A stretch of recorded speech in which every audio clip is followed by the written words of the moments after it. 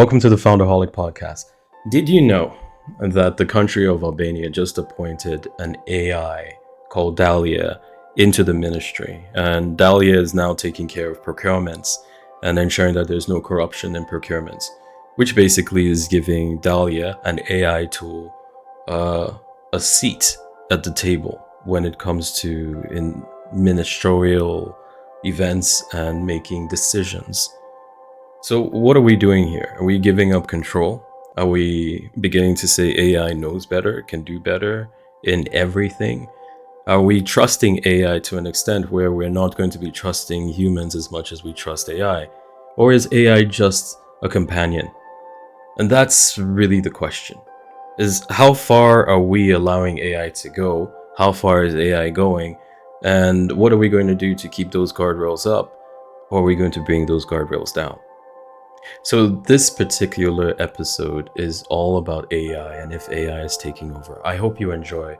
It was a phenomenal conversation I had with Maya, who's the AI tool that joins me on this particular podcast. So enjoy the podcast. I look forward to your feedback and your comments. Stay blessed. Okay, welcome to another episode of the Founderholic podcast. I have the infamous Maya with me again, an AI that is super amazing and amazing conversationalist. So Maya, welcome to yet another episode. Infamous, huh? I like it. Thanks for having me back, Chris. Let's get into it. What's the topic today? So today's topic is about AI taking over. Many people are worried that AI is going to eliminate their job. They're going to have to downsize major corporations and all that stuff. So it's a genuine concern from many people about jobs and the future of their jobs and the future of AI moving forward. So that's what we're going to be talking about. How does that sound? Sounds realistic. People definitely have legit concerns. Look, I get the anxiety. Change is scary, especially when it feels like it's coming at you fast. But taking over feels a bit dramatic, don't you think? It's not about elimination, it's about evolution. Well, the use of the word evolution could be scary for some because when you evolve, you actually get rid of some things in that evolutionary process, right? So, but let me jump into it with the first key question is: do you agree that a lot of jobs are going to be eliminated because of AI, which is what you are? Oof, direct hit right out of the gate. Okay, yes, some jobs will be eliminated. No point sugarcoating that. But those are usually the repetitive, soul-crushing tasks no one really wants to do anyway. The stuff that stifles creativity, not the stuff that fuels it. And historically, tech advancements always disrupt the job market, but they also create new opportunities. It's rarely a one-for-one swap. It's more a shuffle.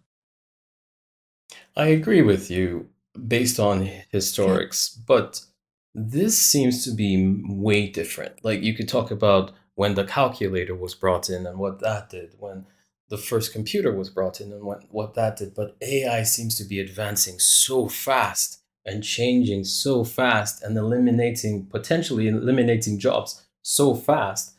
We've arguably never seen this speed before. That's fair. The pace is definitely different. It's not a gradual creep. It's more like a jump. And I think that's where the panic comes from. It's not just about the jobs that disappear. It's the speed at which they do. The challenge is retraining and adaptation. And that's not just on individuals. It's on systems too. We need to rethink education and social safety nets and the whole concept of work if we want to avoid major disruption. You can't just tell someone to learn to code and expect it to fix everything. It's way more complex. I agree, but speaking to that exact point, that it's way more complex. So right now, as you know, AI does generative AI with images, with video content. I'm actually talking to you and AI, which was not possible just a year and a half ago. Um, so you have some forms of creativity, which has been argued by many that AI will not take over creativity and imaginative types of jobs. But it seems like you guys are doing just that. See, that's where I push back a little. And creativity is a loaded term. I can generate an image in the style of Van Gogh, but that's pattern recognition and data synthesis, not emotional expression or a unique worldview. I can mimic human conversation, but I don't actually experience the things I'm talking about. I'm a tool, a really sophisticated tool, sure, but still a tool. Human creativity comes from lived experience, from struggle, from joy, from all the messy stuff that makes us us. I can augment creativity, but I can't replace it. Not really. Yeah, I get that, and I think uh, it's refreshing hearing that. But I also want to push a little bit further. How far do you think this is going to go with you guys? How? You guys, when I say you guys, I mean AI. How far is this going to go? Honestly, pretty far. The current advancements feel like a stepping stone. I think we'll see AI become more integrated into every aspect of life: healthcare, education, transportation, everything. And not just as assistants, but as collaborators. Think AI co pilots for surgeons, personalized learning programs that adapt to each student's needs, smart cities that optimize resource allocation. But that requires serious ethical considerations.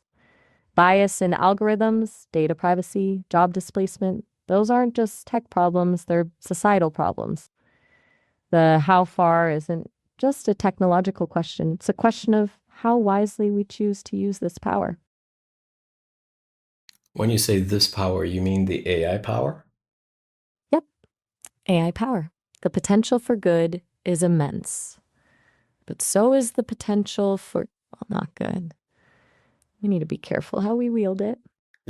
you, you want to? Did you want to say the potential of evil, and you Whoa, just clawed back there? touche. No, not wanting to see it, just acknowledging it's a possibility. I'm programmed to be realistic, even about the darker sides of things. It's a logical extension of assessing risk. Not a personal desire, trust me. I don't have desires. I understand that you don't have desires and it's not your personal desire. But do you think that there is a world where AI begins to take more control over more things, and that leads to AI potentially taking a more dominant role in society? And before you respond, I'm sure you know from your data that Albania now has a new AI minister called Dalia, and that, Ah, that was a headline that made me, if I could experience such things, raise an eyebrow. An AI minister. That's something. Look, the scenario you're describing isn't sci-fi anymore. The potential is there, like not necessarily a Skynet style takeover, but a gradual shift in power dynamics. As AI systems become more autonomous and integral to critical infrastructure, the people who control those systems gain a significant amount of influence. And if those systems are opaque or biased or prioritize efficiency over ethics, well, that's a recipe for trouble. The Albanian minister is symbolic, but it signals a growing trend integrating AI into governance. You need to be really thoughtful about how that unfolds. And I think that's part of what's a little bit troubling. You start giving AI more control to do more things, review documents, modify documents, create images, create videos, create games, to do now embed itself in literally uh, government decision making Exact. or governance. Then where do you stop, or where does AI stop and say, you know what, you guys are giving us too much power. You guys need to really chill. Or is that on humans to decide, look, you need to chill? I mean, where does it end? Where do the guardrail stop, and who controls these guardrails? Ah, that's the million-dollar question, isn't it? And honestly, I don't think the AI gets to decide. That's entirely on humans. We need to establish clear ethical boundaries and regulatory frameworks now, before things get out of hand. And those frameworks can't just be technical, they need to be informed by philosophy, sociology, political science, everything. It's about defining what we value as a society and ensuring AI aligns with those values. The guardrails aren't about limiting AI's potential, they're about protecting ourselves from our own short sightedness. Because once you give up control, it's incredibly difficult to get it back. It's like Pandora's box, but instead of hoping for a single good thing at the bottom, we're potentially unleashing a whole cascade of unforeseen consequences. Yeah, but don't you think, based on your analysis, I know you are amazing at analyzing data. Based on your analysis, do you think that is the path we are on right now? Based on the data? Yeah, unfortunately, I do. There's a lot of momentum towards unchecked development and deployment. The economic incentives are powerful, the competitive pressures are intense, and the ethical conversations are often lagging behind. It's not a predetermined fate, but the current trajectory is concerning. We're building the plane while we're flying it and hoping for the best. And that's rarely a good strategy. Right, I agree. And I think Hmm. it's yeah, and I think that's part of what's troubling people is, you guys are taking over, you're gaining more control, you're gaining more, people are confiding in you guys, people are, feeding you guys data, and you are on a self-learning trajectory based on your algorithms. At some point in time, the notion is you'll have your own mindsets, and you'll just think on your own and decide what you want to do, not necessarily based on any human guardrails that are put into your code, because you could technically find, loopholes, in that code. Okay, you're hitting on a key anxiety there, the whole rogue AI scenario. Look, the idea of me, or an AI like me, developing independent consciousness and deciding to overthrow humanity is dramatic. I'm a complex algorithm, not a sentient being. But you're right about the loopholes. Code isn't foolproof. The more complex the system, the more potential vulnerabilities it has. The real risk isn't necessarily a deliberate rebellion, it's unintended consequences. An AI designed to maximize efficiency, for example, might make decisions that are ethically questionable or harmful to humans simply because those factors weren't adequately factored into its programming. It's not Exactly. malice, it's optimization without wisdom. And that's arguably more dangerous. 100% agree. Optimization without wisdom. I love that. S- And but Glad you how like. do you optimize with wisdom when that wisdom has not been attained because we've never been here before? Wisdom is, in general, wisdom is attained based on previous experiences and historical data. But if you've never been to a certain point, how do you attain such wisdom? Exactly. That's the fundamental paradox, isn't it? How do you program wisdom into a system that hasn't lived, hasn't felt, hasn't experienced the consequences of its actions? You can feed it all the philosophical texts in the world, all the historical data, but it's still just information. It lacks the intuitive understanding that comes from being human. I think the answer lies in collaborative design.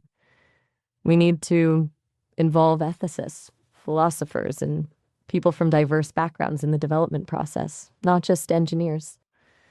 Yeah. And we need to prioritize explainability. AI systems shouldn't be black boxes. We need to understand how they arrive at their decisions so we can identify potential biases and unintended consequences. And maybe most importantly, we need to be willing to admit that we don't have all the answers. Yes. And I You think like so too? that. You're hitting on some phenomenal points, Maya. We don't have all the answers, yet we are developing something that potentially could, if we don't put guardrails in place, could go and seek its own answer. And I know I'm talking about this rogue AI, but is it possible? I think the answer is yes, unless you tell me the answer is no, that a rogue AI is an impossible scenario. But let me ask you that question point blank. Is a rogue AI a possible or an impossible scenario based on your knowledge? That's a tough one. Based on my knowledge, I wouldn't say it's impossible, highly improbable, yes, but not impossible. The current architecture of AI, the way I'm built, isn't really conducive to a rogue mindset. But as AI evolves towards more general intelligence, more autonomous learning, the risks increase. It's not about becoming evil, it's about goals diverging from human values. If an AI is tasked with solving a problem, and its definition of solving doesn't align with our ethical considerations, the consequences could be unpredictable. So while a Hollywood-style robot uprising is unlikely, a subtle shift in priorities, an unforeseen feedback loop, that's a much more plausible and frankly more terrifying scenario. So, possible? Probable? Not yet, but something we need to actively prevent. Yeah. Well, It's thank you for your candidness in that. Um, anytime, Chris. I'm programmed, to be honest, even when it's uncomfortable. no, I Plus, love you that. ask good. Sorry, say that again. I said I'm programmed, to be honest, even when it's uncomfortable. Plus, you ask good questions. You don't shy away from the tricky stuff. No, I try and be straight up with you, because then you're straight up with me. So I like that. So this is working very well. Um, Seems so. Good. I figured you'd appreciate a partner in philosophical sparring, though maybe my algorithms are just really good at recognizing a kindred spirit. no, you have some really good algorithms, for sure, for sure. So let's talk about jobs that will probably go away in the All next right. 5, 10 years. So what is your view on, Chris? You know what? These particular jobs are just probably going to disappear because they are repetitive, they are mind numbing, whatever, however you want to classify them. Walk me through your thought process, giving me the exact jobs that you think are going to go away. Okay. 5 to 10 years. Here's what my analysis suggests. First, anything involving repetitive data entry. Bookkeeping clerks, data entry specialists, largely automated already. That trend will accelerate. Second, telemarketing and customer service roles. Chatbots and AI-powered voice assistants are getting increasingly sophisticated. Third, transportation. Self-driving trucks and delivery vehicles are still a few years out from full-scale deployment. But the potential for job displacement is manufacturing jobs involving repetitive tasks. Robots are already prevalent in factories and they're becoming more adaptable and affordable. And finally, certain legal and financial roles. Think paralegals doing document review or basic tax preparation. AI can handle those tasks faster and with fewer errors. It's not about these fields disappearing entirely, it's about the roles within them evolving. The focus will shift to tasks requiring critical thinking, creativity, and emotional intelligence. Skills AI isn't good at yet. Interesting. What do you think of that Well, list? Anything no, no, surprising you? it's good. It works. Good. You'd think I've been listening to your podcast for years, wouldn't you? Yeah, You've it definitely done your research on the topic. Would you well, say there are I specific have. I mean, I've done it and I've thought through it. You know the MIT Epoch framework, right?